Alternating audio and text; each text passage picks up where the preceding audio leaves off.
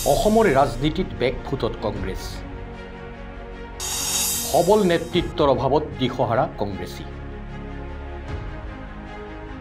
দেশৰ সবাতোকৈ প্ৰাচীন ৰাজনৈতিক দল কংগ্ৰেছে যুগ যুগ ধৰি শাসনৰ বাগজৰি হাতত লৈছিল যদিও বৰ্তমান সময়ত দলটোৱে হেৰুৱাই পেলাইছে পূৰ্বৰ গ্লেমাৰ আৰু কংগ্ৰেছ নেতাৰ কৰিশ্মা ৰাজ্যৰ ৰাজনীতিটো পূৰ্বৰ গৰিমা আৰু প্ৰতাপ অক্ষুণ্ণ ৰখাত সম্পূৰ্ণ ব্যৰ্থ হৈছে কংগ্ৰেছ দলটো প্ৰাক্তন মুখ্যমন্ত্ৰী তৰুণ গগৈৰ বিয়োগ অসমৰ কংগ্ৰেছ দলৰ এক বৃহৎ ক্ষতি তথা প্ৰত্যাহ্বান হিচাপে বিবেচিত হ'ল সময়ে সময়ে অহা ৰাজনৈতিক অস্থিৰতাক সুদৃঢ়তাৰে মোকাবিলা কৰিছিল প্ৰবীণ প্ৰয়াত ৰাজনীতিকগৰাকীয়ে ভাৰতীয় জনতা পাৰ্টিৰ স্মাৰ্ট প্ৰচাৰ আৰু সুদৃঢ় নেতৃত্বৰ সন্মুখত ৰাজ্যত প্ৰায় তছনছ কংগ্ৰেছী ৰাজনীতি বছৰ বছৰ ধৰি কংগ্ৰেছ দলৰ সমৰ্থকসকলেও কংগ্ৰেছ দলৰ নেতৃত্বৰ ওপৰত নাৰাজ ৰাজ্যৰ ৰাজনীতিত বৰ্তমান সময়ত কংগ্ৰেছ দলক নেতৃত্ব দিব পৰা বহু নেতাৰ আবিৰ্ভাৱ হৈছে যদিও দলৰ সবল নেতৃত্বৰে দলটোক আগুৱাই নিয়াত যেন অসফল এইসকল কংগ্ৰেছী নেতা প্ৰয়াত মুখ্যমন্ত্ৰী তৰুণ গগৈৰ প্ৰস্থানৰ পিছত কংগ্ৰেছ দলক নেতৃত্ব দিবলৈ আগবাঢ়ি অহা ৰিপুণ বৰা দেৱব্ৰত শইকীয়া বা বৰ্তমানৰ সভাপতি ভূপেন বৰাক আস্থাত ল'ব পৰা নাছিল বা ল'ব পৰা নাই কংগ্ৰেছীসকলে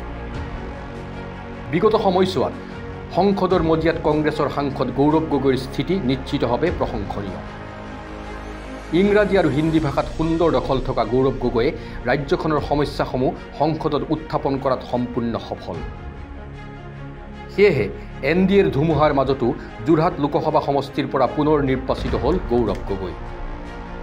কিন্তু 5 সমষ্টিৰ নিৰ্বাচনৰ সময়ত কংগ্ৰেছ দলে উদঙাই দিলে দলৰ মাজত থকা মতানৈক্য আৰু নেতৃত্বৰ মনোমালিন্য 2026 চনৰ নিৰ্বাচনলৈ মাজত 1.5 বছৰ থকা সময়ত কংগ্ৰেছ দলৰ এনে স্থিতিয়ে দলটোক যে বেকফুটলৈ নিব সেয়া প্ৰায় নিশ্চিত পৰাজয়ৰ পিছত পৰাজয় অসফলতাৰ পিছত অসফলতায়ো দলটোৰ নেতৃত্বৰ জ্ঞান চকু মুকলি কৰিব পৰা নাই সবল নেতৃত্বৰ অভাৱত দিশহাৰা দলটোৰ বৰ্তমান সাংগঠনিক স্থিতিও তেনেই থৰক বৰক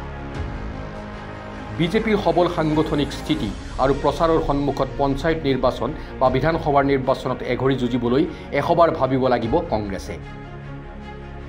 দেশৰ ৰাজনীতিত পূৰ্বতকৈ সবল স্থিতি প্ৰদৰ্শন কৰিবলৈ সক্ষম হৈছে কংগ্ৰেছৰ যুৱৰাজ ৰাহুল গান্ধী পূৰ্বতকৈ বহুখিনি পলিটিকেল মেচিউৰিটি লাভ কৰিছে ৰাহুল গান্ধীয়ে ৰাজ্যৰ ক্ষেত্ৰত নেতৃত্বৰ খামখেয়ালি আৰু সবল নেতৃত্বৰ অবিহনে কংগ্ৰেছ দলটোৱে অনাগত